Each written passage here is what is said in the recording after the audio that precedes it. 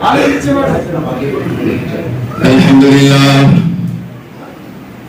لله الذي كفى وسلام على عباده الذين اصطفى أما بعد فأعوذ بالله من الشيطان الرجيم بسم الله الرحمن الرحيم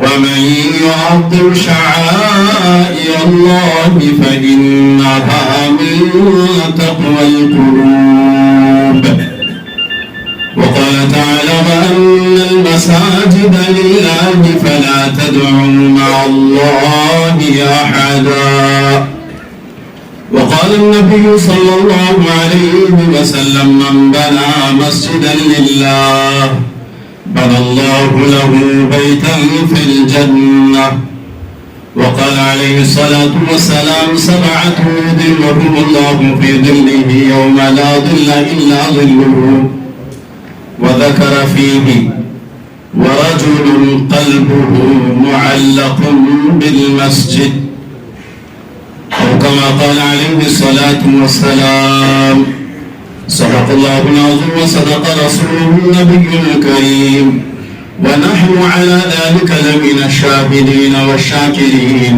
والحمد لله رب العالمين.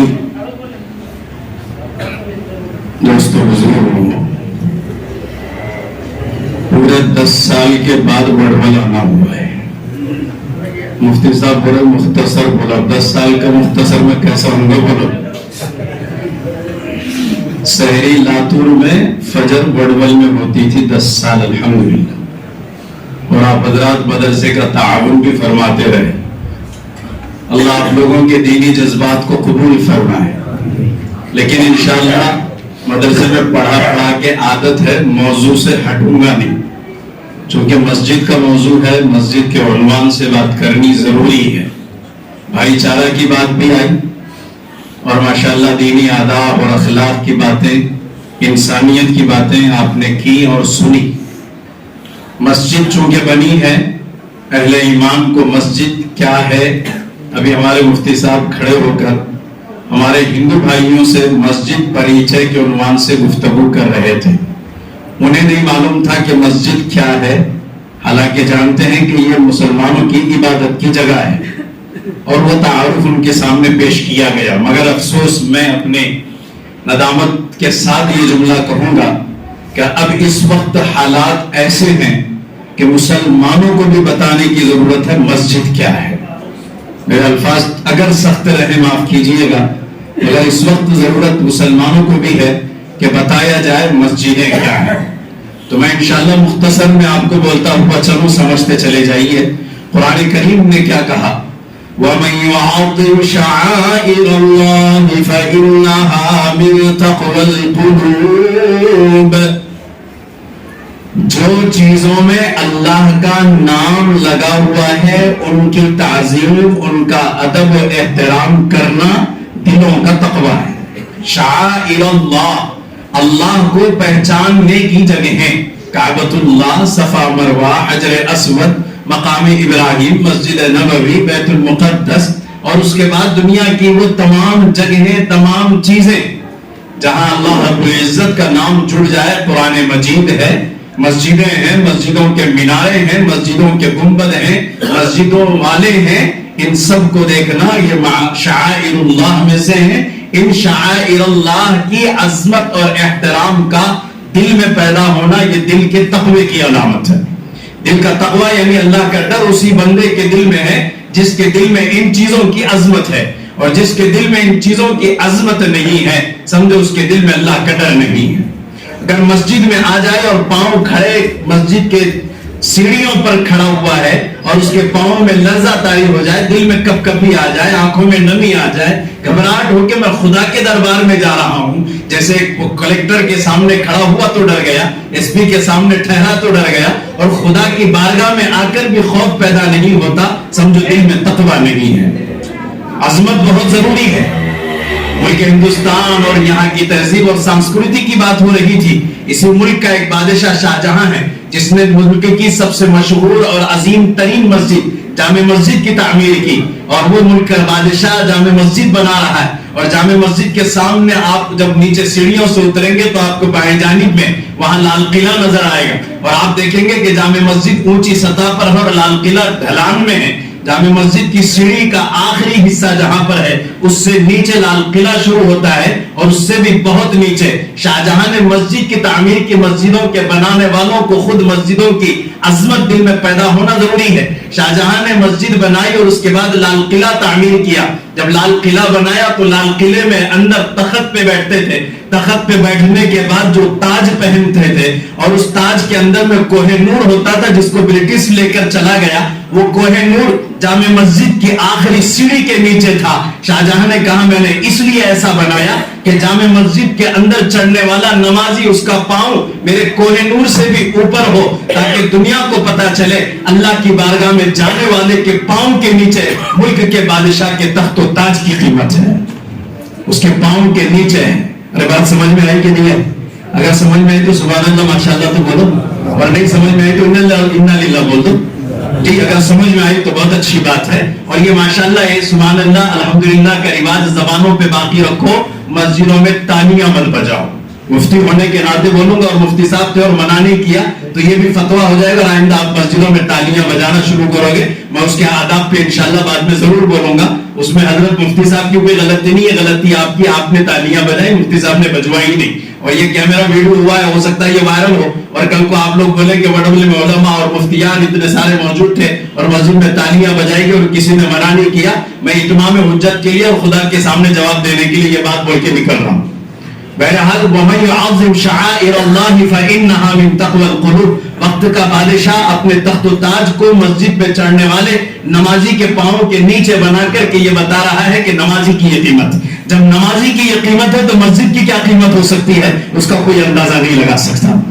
اور مسجدیں کیا ہے اب سنیے، وَأَنَّ الْمَسَاجِدَ لِلَّهِ فَلَا تَدْعُوا مَعَ اللَّهِ أَحَدًا، مسجدیں اللہ کی ہیں، صدر صاحب کی نہیں، سیکریٹری کی نہیں، مسجدیں کسی کمیٹی کی نہیں، مسجدیں گاؤں کے جو ہے جاگیرداروں کی نہیں۔ وَأَنَّ الْمَسَاجِدَ لِلَّهِ، پٹیل برادری ہو، پٹھان ہو، شیخ ہو، سید ہو، کان کھول کر سن لو، مسجد خدا کا گھر ہے، تمہاری جاگیر نہیں ہے۔ وَأَنَّ الْمَسَاجِدَ لِلَّهِ، مسجدیں اللہ کی ہیں، فَلَا تَدْعُوا مَعَ اللَّهِ أَحَدًا، مسجدوں میں آؤ تو اللہ کے غیر کی بڑائیاں بیان کرنا بند کر دو۔ مسجد صرف اللہ کی ہے، یہاں اللہ کی بڑائی ہوگی، اللہ کی تعریف ہوگی، اللہ کی حمد و ثنا ہوگی، یہاں اذان دی جا رہی ہے اللہ اکبر، جب بڑا اللہ ہے تو یہاں کون بڑا بھائی؟ مسجد کا صدر کیا، مسجد کا سیکریٹری کیا، اور مسجد کے فلاں صاحب کیا، یہ سب سمجھ لیں ہم سب مسجد کے نوکر چاکر اور خادم ہیں، اسی میں ہماری خیر ہے۔ اگر کسی نے اپنے آپ کو مسجد کا بڑا اور ذمہ دار سمجھ لیا، اس کی نہیں صرف اس کی نسلوں کی ہلاکت کے لیے اتنا ہی کافی ہے۔ میں صرف اس کی نہیں کہہ رہا ہوں، اس کی نسلوں کی ہلاکت کے لیے بھی اتنا ہی کافی ہے جو اپنے آپ کو مسجد کا جاگیردار اور سردار سمجھ لے۔ میں نے مثال دی شاہجہاں رحمۃ اللہ علیہ کی کہ انہوں نے اپنے آپ کو وقت کا بادشاہ ہونے کے باوجود جامع مسجد سے نیچے سیڑھی کے آخری حصے میں اپنا تخت و تاج رکھ کر کے قیمت بتائی۔ میں اور ایک مثال دیتا ہوں کہ حضرت مدنی رحمۃ اللہ علیہ 18 سال مسجد نبوی میں درس بخاری دے رہے ہیں، اور رات ہونے کے بعد جب پوری دنیا سوتی تھی اپنی داڑھی مبارک سے پوری مسجد نبوی کو جھاڑو دیا کرتے تھے۔ جنگ آزادی کا عظیم الشان مجاہد اور دنیا کے اندر میں شیخ الاسلام، اسلام کا سب سے بڑا شیخ مانے جانے والا وہ شخص، اس کی یہ مثال دے رہا ہوں کہ اپنی داڑھی سے مسجد نبوی کو جھاڑو دیتے تھے۔ کیا ہم میں اور آج تک آپ میں سے کسی نے مسجد میں اپنے گھر کی جھاڑو پاک اور صاف کپڑے سے لا کر کے مسجد کو کبھی صاف بھی کیا ہے؟ داڑھی کی تو بات بہت دور ہے۔ کس بات کی ہمیں یہ بات، ہم نے یہ جانا ہی نہیں کہ اللہ کا گھر ہے، اس کی عظمتیں ہیں۔ لہذا سب سے پہلے نمبر پر میں شارٹ کرتے جا رہا ہوں، سب سے پہلے نمبر پہ ہم اپنے دل میں پیدا کریں یہ اللہ کا گھر ہے۔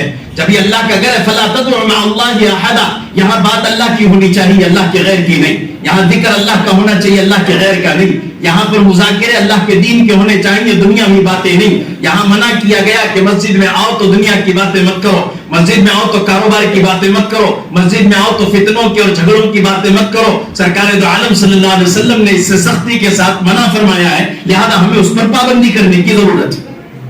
اذان ہوتی ہے, نماز کے لیے مصلی پر بیٹھ جاؤ, امام کا انتظار کرو. یہ نہیں کہ نماز کے لیے بیٹھنے کے بجائے مسجد کے چور یہاں وہاں کونے کانے پکڑ کر کے دنیا کی گفتگو میں بیٹھتے چلے جائیں. حضرات علماء کرام نے لکھا ہے, مجھے اس وقت وہ کتاب کا حوالہ یاد نہیں ہے, بات مگر یاد ہے کہ اگر خدا نخواستہ اذان کے بعد امام کے نماز پر مصلی پر ٹھہرنے سے پہلے تک اگر کوئی شخص مسجد میں آ کر کے دنیا کی باتیں کرتا ہے, اللہ تبارک و تعالیٰ دین کی عظمت اس کے سینے سے چھین لیتے ہیں, نمازوں کی عظمت چھین لیتے ہیں. اور کیا عام ماحول بنتا چلا گیا ہے, کیا دیندار اور کیا غیر دیندار, کیا علم والے کیا غیر علم والے, سب کے لیے خطاب عام ہے کہ مسجدوں کے اندر میں عمومی مزاج بنتا چلا جا رہا ہے. ٹھٹا مذاق, دل لگیاں, گفتگو, باتیں, یہ سب مسجدوں میں ہو رہی ہیں. اور بڑھتے بڑھتے یہاں تک پہنچ گئے کہ مسجدوں میں ہمارے اپنے ذاتی جھگڑے, تنٹے اور اس کی غیبتیں. اس کے لیے مسجدوں کو ہم نے ٹھیا بنایا.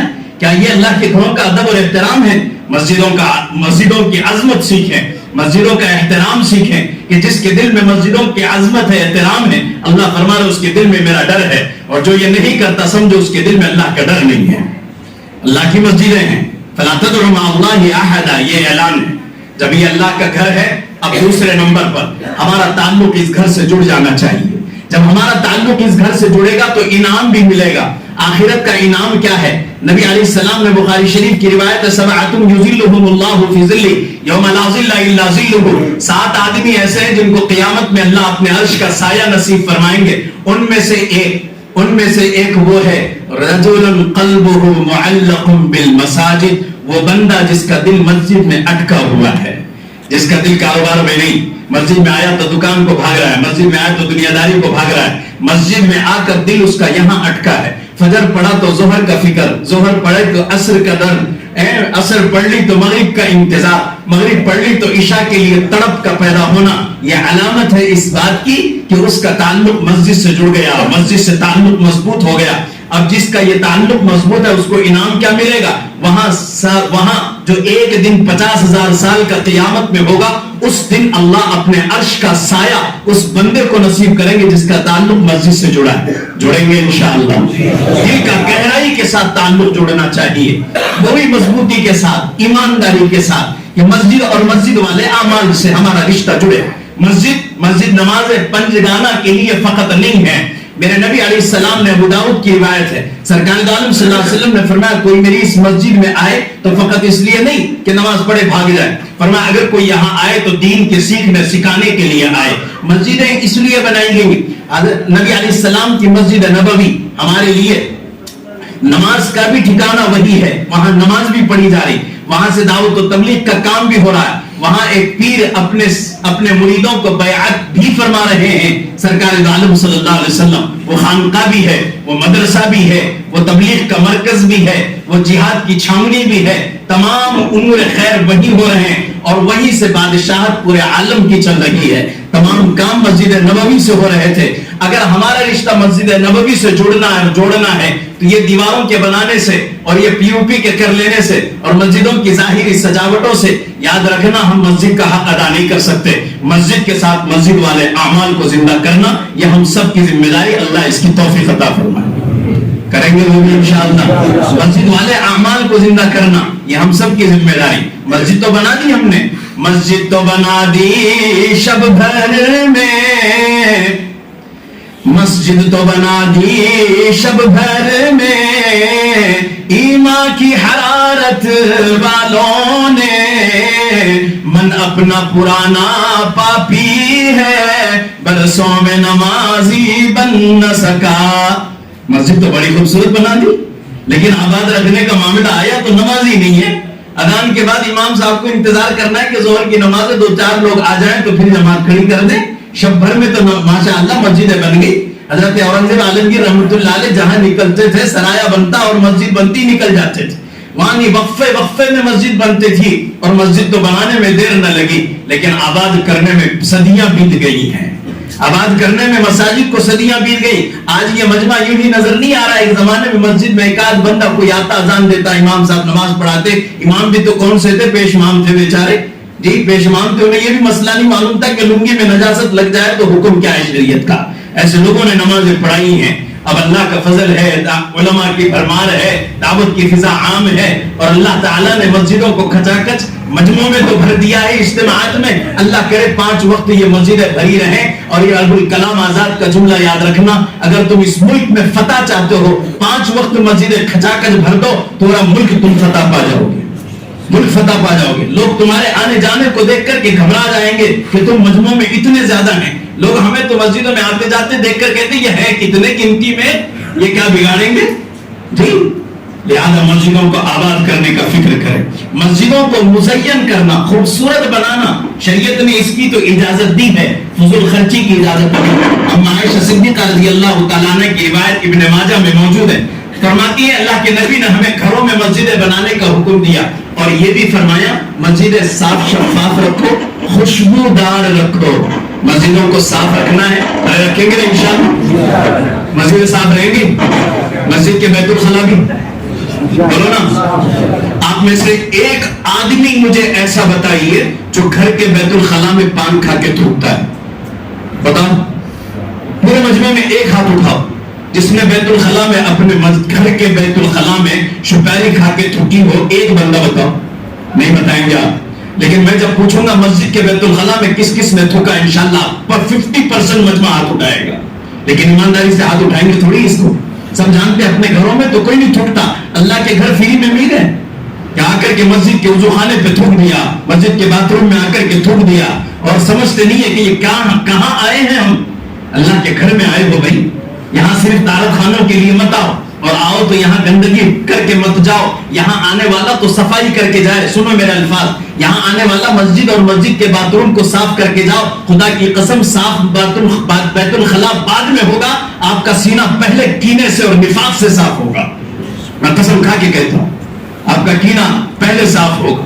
اللہ ہمیں اس کی توفیق دے. کیوں ہم اس کو سمجھتے نہیں ہیں, کیوں ہم اس کو سمجھتے نہیں ہیں. ہمارے بانی تبلیغ حضرت مولانا الیاس صاحب رحمۃ اللہ علیہ بنگلہ والی مسجد میں آنے والے لوگوں کا باتھ روم اپنے سر پہ اٹھا کر کے باہر لے جا کر شہر کے باہر کوڑے پہ پھینکا کرتے تھے. خود مسجد صاحب, پورے عالم کا امیر مولانا الیاس کی بات کر رہا ہوں.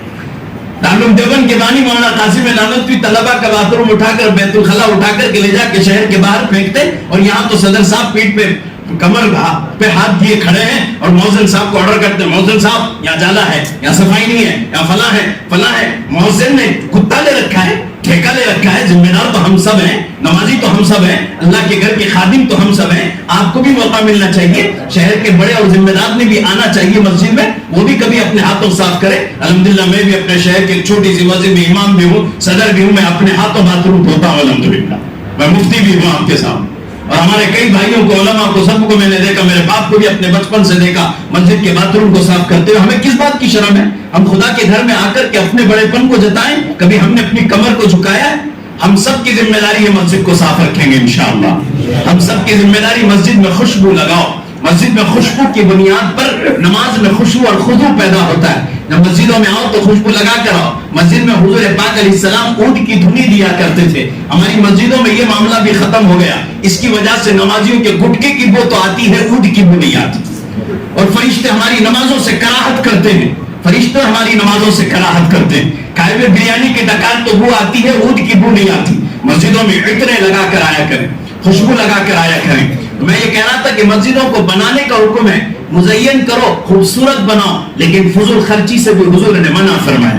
نبی علیہ السلام نے فرمایا اللہ نے مجھے منع کیا ہے کہ میں یہود و نصارہ کی طرح اپنی عبادت گاہوں کو بہت زیادہ خوبصورت کروں, کہ سونے کی اس کے کڑیاں لگائی جائیں, سونے کے مینار لگائے جائیں وغیرہ. اللہ کے نبی نے فرمایا یہود و نصارہ کا طریقہ ہے, ہمارا نہیں ہے. تو مسجد ماشاءاللہ آپ نے بنائی, جس طرح خوبصورت بنائی, اللہ اسی کو قبول فرمائے. جس کو اللہ نے ذریعہ بنا, حضرت مفتی صاحب سے لے کر تمام حضرات تک, اللہ سب کو ذریعہ فرما کر سب کی مغفرت کا اللہ ذریعہ فرمائے.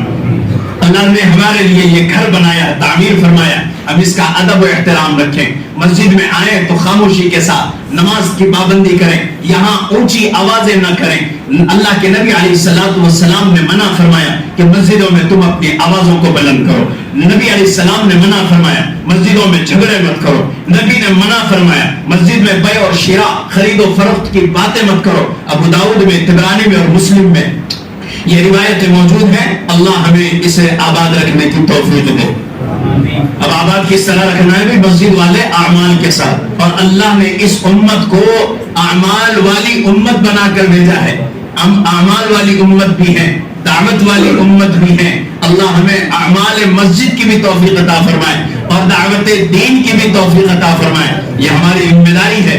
اللہ تبارک و تعالی ہمیں ان تمام اعمال کو کہنے سننے سے زیادہ عمل کی توفیق عطا فرمائے. چونکہ میرے بعد بھی دعوت والی ترتیب پہ بات ہونی ہے، ورنہ میں یہ ایک تشکیل والی بات کر کے یہاں آپ کی جماعتوں کی تشکیل کر کے جماعت کھڑا کر دیتا، لیکن مشورے کے تابع رہنے میں خیر ہے. لہذا بہرحال یہ چند باتیں آپ کے گوشے گزار کی گئی ہیں. مختصر وقت میں کچھ اہم باتیں اللہ نے اپنی توفیق سے کہلوائی ہیں. اللہ ہمیں ان تمام باتوں کا پاس و لحاظ رکھنے کی اور اللہ تعالی ہمیں عمل کی توفیق برحمت فرمائے.